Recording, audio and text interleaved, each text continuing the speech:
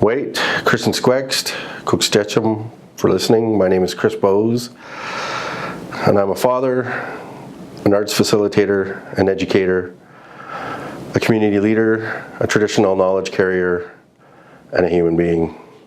And I'm running for City Council here in Kamloops, BC. My vision for Kamloops is inclusion. We need more inclusion on a council level. Currently, I feel, and a lot of other people feel as well, that we're not represented enough. There's not enough diversity. There's not enough,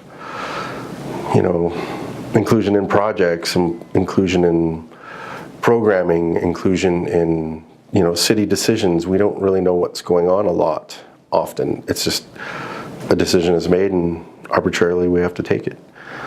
So I want to include people in decision making and knowing what's going on.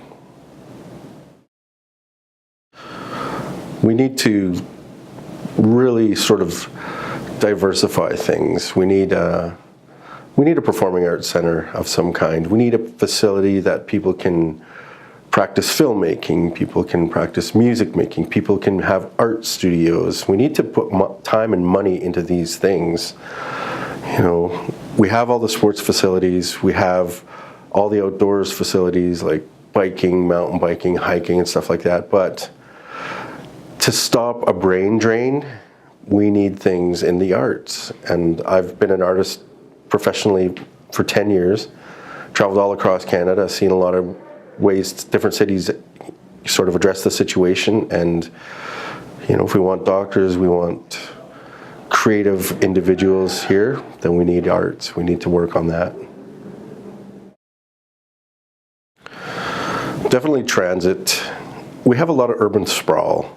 I use transit every day and I bike every day, and a lot of times if I have work on the North Shore and I live in Sahali, it takes 1 hour to get to where I gotta go.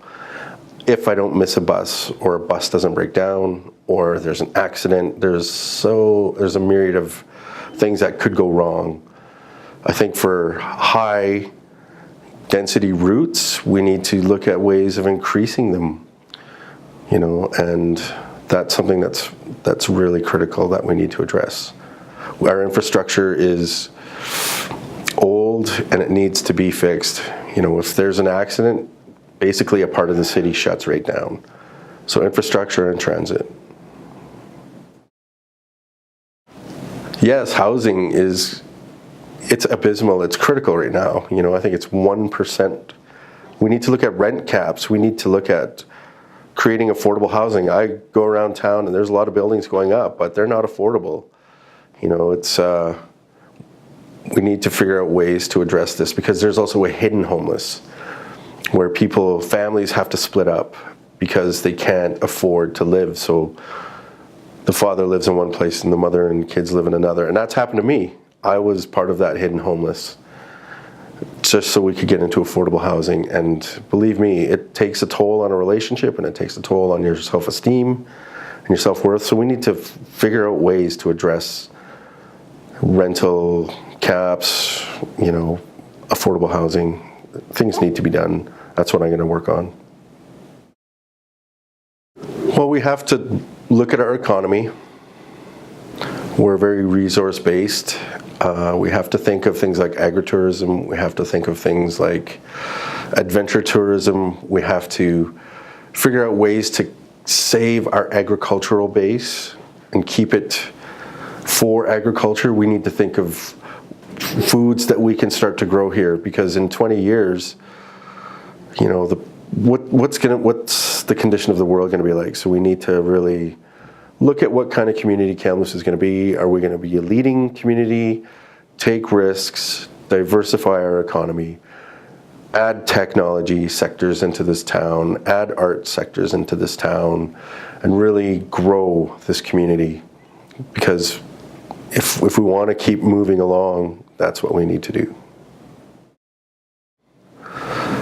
Beating the odds. I was the first in my family to graduate with a high school degree. I was the first in my family to graduate with a university degree.